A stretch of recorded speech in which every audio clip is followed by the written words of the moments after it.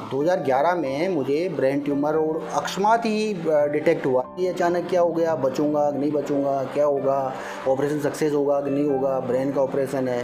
कहा डेस्टिनी बहुत बड़ा रोल रखती है। चौपाल गॉसिप में आपका स्वागत है। मैं इमरान। आज हमारी मुलाकात होगी सीनियर आरएएस भगवत सिंह जी से। उनसे बातचीत करते हैं उनके सफ़रनामे के बारे में। सर, हमारे कार्यक्रम में आपका बहुत बहुत स्वागत है। सर, चटवी से आरएएस बनने तक का जो आपका सफ़र रहा वो कैसा रहा? मैं गांव में प्राइमरी तो वहीं पढ़ी गांव में ही, और उसके बाद में क्योंकि मेरे बड़े ब्रदर शंभू सिंह जी वहाँ केकड़ी पढ़ते थे, तो उनके साथ मैं 6ठी क्लास में केकड़ी चला गया था पायलट स्कूल में, वहाँ पढ़ा। और बाद में सेकेंडरी सीनियर सेकेंडरी भी वहीं से किया मैंने केकड़ी से। वहाँ करने के बाद मैं अजमेर आ गया था। तो अजमेर मैंने रीजनल कॉलेज में एडमिशन लिया। तो रीजनल कॉलेज जो एनसीईआरटी का कॉलेज है, नॉर्दर्न इंडिया का काफ़ी अच्छा कॉलेज है। और यहाँ पे मुझे बड़ा कैनवास मिल गया एक्चुअली। वहाँ पे कई लोगों से, मतलब डिफरेंट स्टेट्स के लोग थे, डिफरेंट माइंडसेट के लोग थे, और अच्छा इन्वायरमेंट था। तो वहाँ पढ़ा तो एक सोच अपने आप में बड़ी हो जाती है। अब तो यहाँ मुझे लगा कि मुझे बहुत कुछ करना है लाइफ में, और अब कुछ बड़ा आदमी बनना, वो दिमाग में बैठ गया था। तो ग्रेजुएशन हो गई मेरी। ग्रेजुएशन होने के बाद में पीजी करना था। तो पीजी के लिए मेरे जो प्रोफेसर्स थे उन्होंने कहा भाई तुम्हें जो है राजस्थान से बाहर कहीं अच्छी यूनिवर्सिटी में पीजी करो, तुम बहुत ब्राइट स्कॉलर हो। क्योंकि मेरे काफ़ी अच्छे परसेंटेज थे और ग्रेजुएशन में 75% करीब थे, और ऑनर्स भी था। तो मुझे कहीं भी मिल जाएगा एडमिशन, एक कॉन्फिडेंट था कि एडमिशन मिल जाएगा। लेकिन मैं एक बात अंडरलाइन करना चाहता हूँ कि लाइफ जो है ना, वो डेस्टिनी से चलती है। आदमी के हाथ में कुछ नहीं होता, प्री डेस्टाइंड है। Everything is pre destined. जो कुछ है तय है, आपको तो एक रोल प्ले करना होता है, जो तय कर दिया वो करना होता है।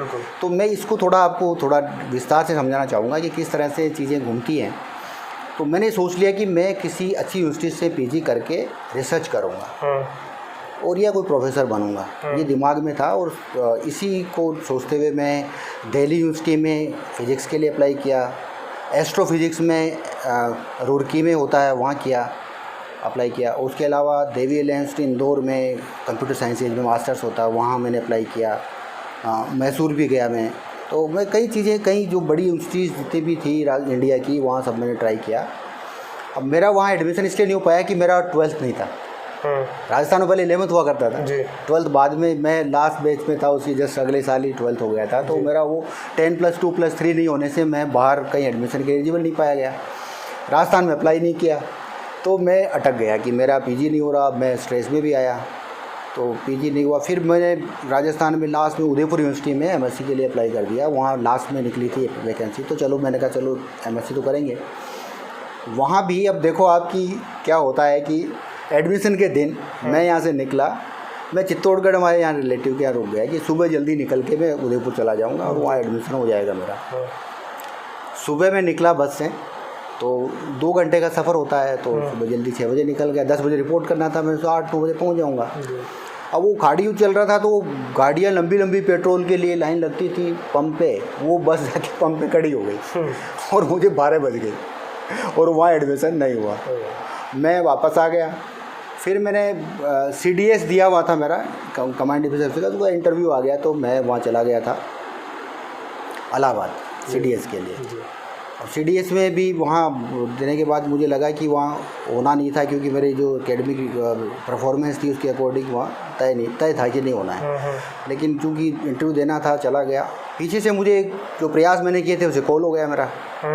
तो अब मैं दोबारा फिर नहीं जा पाया। तो मुझे लगा कि अब ये MSc मेरे से होगी नहीं, और ये कुछ डेस्टिनी है, वो कहीं ले जाना चाह रही है। डेस्टिनी ये नहीं चाहती कि मैं जो है इस एकेडमिक फील्ड में जाऊँ। बिल्कुल, एकेडमिक फील्ड मुझे छोड़ना पड़ेगा। तब फिर मैंने सोचा कि चलो इसका प्रयास किया जाए। तो पहले मैंने IAS का प्लान किया कि IAS दिया जाए। तो फिर मैं वहाँ गया JNU में एडमिशन के लिए, दिल्ली JNU में एडमिशन लेता हूँ और वहाँ से मैं कुछ करूँगा कोशिश। अब वहाँ एडमिशन लेट हो गया था, फिर कि अगले साल में होगा।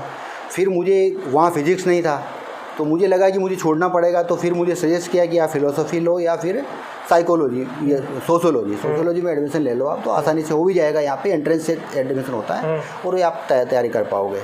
लेकिन मैं जब आ गया, दिसंबर निकल चुका था, तो मुझे लगा अब फिर मई जून में कहीं जाके एडमिशन होंगे, 1 साल बर्बाद करने का कोई मतलब नहीं है।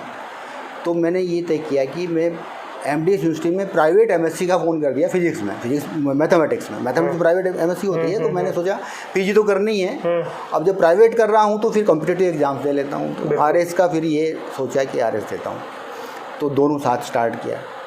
फिर चूँकि बेरोज़गार थे, बेटे थे, तो घर से पैसा मांगना और ये भी बड़ा अजीब लग रहा था, तो फिर मैंने टीचिंग ज्वाइन कर लिया जी।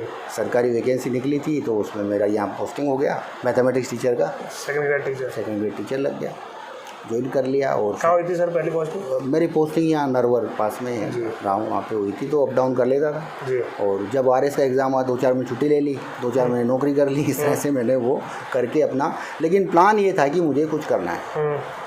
तो अल्टीमेटली मेरा सिलेक्शन आरटीएस में हो गया और फिर नौकरी स्टार्ट कर ली।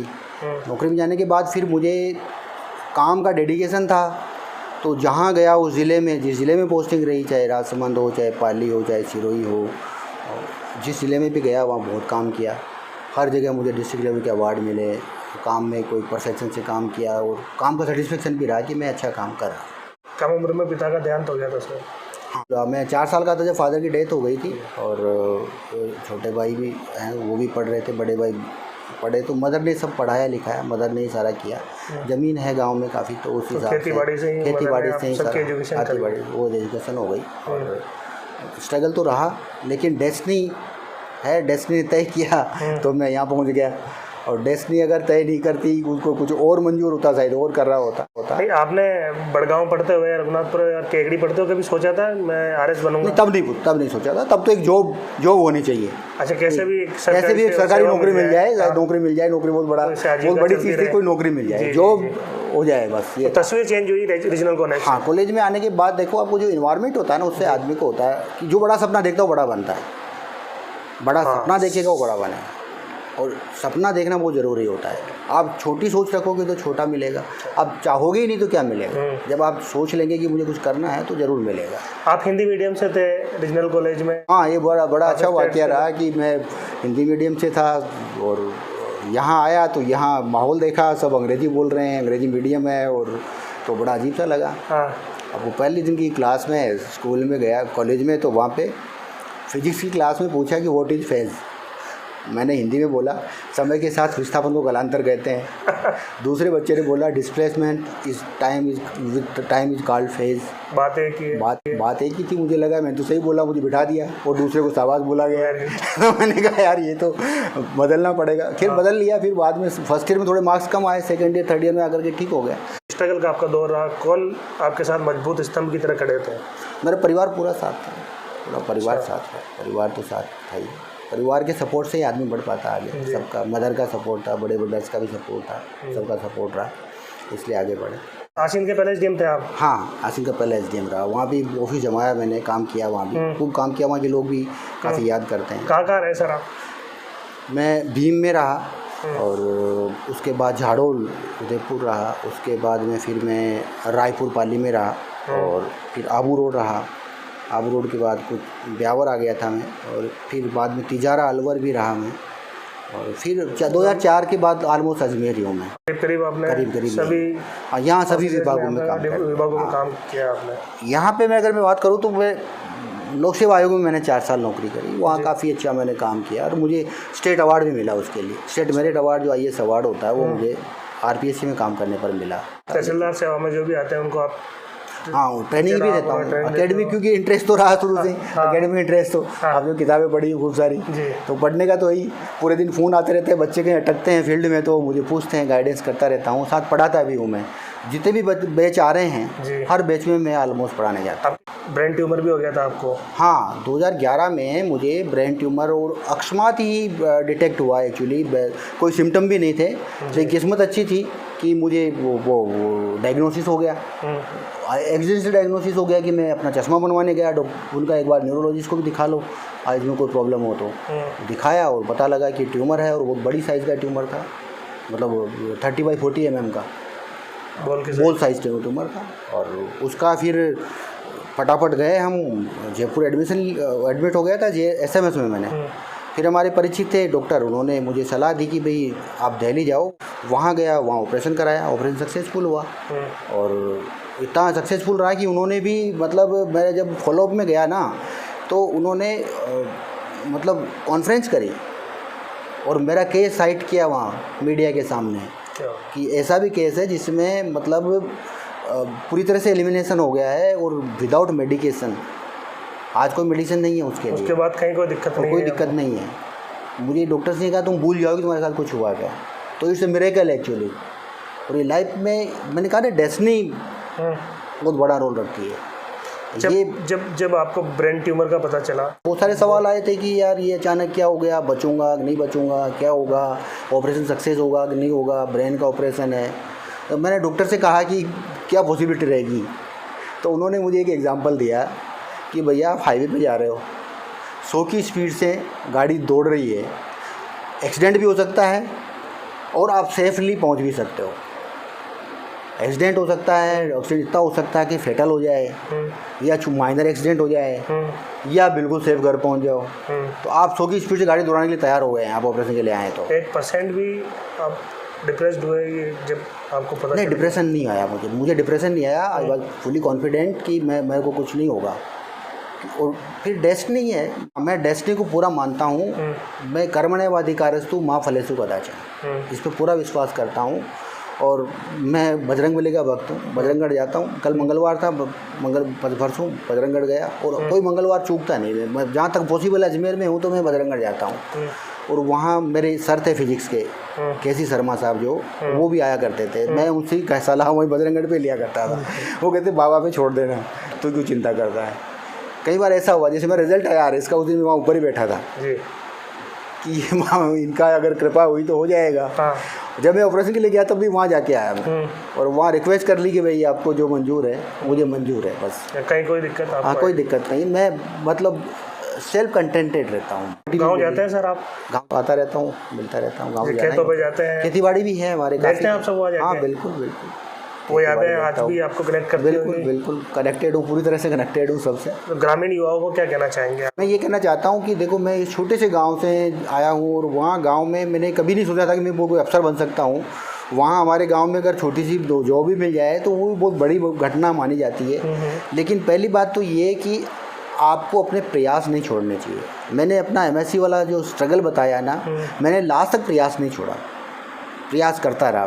बिल्कुल। दूसरा, सपना बड़ा देखना चाहिए। हर बच्चा वो बन सकता है, छोटी से छोटी स्कूल में, छोटे छोटे गांव में पढ़ने वाला IAS बन सकता है, अगर वो मान ले कि मुझे IAS बनना है। आखिरी 2 सवाल सर। जब आप चकवी से निकले थे, तो बहुत छोटा सा गांव है, आपने रीजनल कॉलेज, फिर आप दिल्ली गए, काफ़ी आपने यात्राएं की एजुकेशन के लिए। सही है। इस दौरान आर्थिक तंगी आपके सामने फेस नहीं हुई? आर्थिक तंगी, देखो पैसा तो जो भी था फसल से आता था और फसल के टाइम में ही आता है, उसी मैनेज करना होता है। सबके लिए करना था, मदर को तो मेरे लिए भी करना था, तो कंप्रोमाइज़ तो करने पड़ते थे।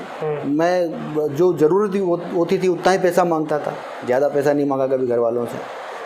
कभी ऐसा फील रीजनल कॉलेज में आपको नहीं आया, यार ये सब लोग तो पैसे वाले हैं, ज़्यादातर स्टूडेंट्स वहाँ पे? नेगेटिविटी कभी नहीं आई मुझे। मैं सदैव पॉजिटिव रहता हूँ, मैं नेगेटिविटी कभी नहीं आई, नेगेटिव सोचा नहीं मैंने। मैं सेल्फ कंटेंटेड हूँ, मैंने बार बार कहा था कि मैं आत्मसंतुष्ट रहता हूँ। जो है वो ठीक है, जो होगा ऊपर वाले को मंजूर है वो होगा। अच्छा होगा तो उसकी मर्ज़ी से होगा, बुरा होगा तो उसकी मर्ज़ी से होगा। तो इससे ज़्यादा मतलब तकलीफ नहीं होती। आपके शौक क्या है सर? शौक मेरा पढ़ना और पढ़ाना। क्या पढ़ते हैं सर आप? मैं बहुत कुछ पढ़ता हूँ, किताबें पढ़ने का शौक़ है। और जैसे मैं रास्ते में कोई, जैसे बुक फेयर लगता है जयपुर में, तो भाग के यहाँ से बुक फेयर में जाता हूँ। अच्छा। किताबें खरीदने के लिए बुक फेयर में जाता हूँ। मैं जैसे दिल्ली से आ रहा हूँ, रास्ते में शॉप्स हैं, रास्ते में किताबों की शॉप है 1-2 जगह, वहाँ भी रुकता हूँ, अच्छी किताब मिल जाए। शायद स्टेशन पे जाता हूँ, अच्छी किताबें मिल जाती है रेलवे स्टेशन पर। ज़्यादा किनको पढ़ा सर आपने? मैं कई तरह की किताबें पढ़ी, जैसे बहुत सारे फील्ड्स की पढ़ा। साहित्य भी पढ़ता हूँ, साहित्य की किताबें भी, प्रेमचंद को भी पढ़ा मैंने जैसे, और शुक्ल साहब को भी पढ़ा मैंने। मतलब कई सारी चीज़ें पढ़ी मैंने, बहुत सारे साहित्य को पढ़ी है। और इसके अलावा लोग की किताबें तो पढ़नी होती है कि ये तो रूटीन में रोज़ ही पढ़नी पड़ती हैं, डेली अपडेट रहने के लिए पढ़ना पड़ता है। और इसके अलावा मैंने कुछ ज्योतिष का भी पढ़ा, वो भी एक रुचि रही, एक बीच में लग गया था। तो मेरे पास कम 70-80 किताबें ज्योतिष की होंगी। तो महारत हो गया नहीं, महारत तो नहीं हुई, महारत तो नहीं मानता मैं, लेकिन शौक है पढ़ने का। काफ़ी कुछ ज्ञान, काफ़ी कुछ पढ़ता हूँ मैं, और पढ़ने का। गाने गुनगुनाते हैं सर आप? गाना मैं नहीं गाता। सुनते हैं? हाँ, गाने सुनता हूँ। गज़ल्स मैंने जगजीत सिंह की गज़ल्स जो इतना फ़ैन था जी कि जैसे कोई पहले उस कैसेट आया करती थी, तो वो उनका कोई भी कंसर्ट का कैसेट आता था तो सबसे पहले मुझे आ जाए मेरे पास। मतलब आप देखो, मेरी पोस्टिंग थी रायपुर, तो मुझे बर्म में मिडवे पे वो जो शॉप है ना, वो मिडवे की, उसके ऊपर वो अच्छी गज़ल्स की गज़ल्स रखता था, वो बेचता था सीडी। वहाँ नहीं मिलती, मैं अजमेर आ जाता लेने के लिए। यार जगजीत सिंह का नया आया है तो मैं अजमेर इसलिए जा रहा हूँ कि मुझे लाना है। शौक़ है मतलब सुनने का, सुनता बहुत हूँ मैं, लेकिन गाने का शौक़ नहीं। बेटा एलएन में तैयारी कर रहा है। हाँ, कोशिश कर रहे हैं। हाँ। अब उसको भी मैं एक ही बात कहता हूँ, कर्मण्येव अधिकारस्तु मां फलेषु कदाचन। अपना प्रयास कर, हो गया तो ठीक है। तू एक युद्ध के मैदान में है, लड़ाई तुझे लड़नी है, हार या जीत ऊपर वाले को तय करनी है। फिर हाजिर होंगे किसी और शख्सियत के साथ, तब तक के लिए चैनल को फॉलो करें। धन्यवाद।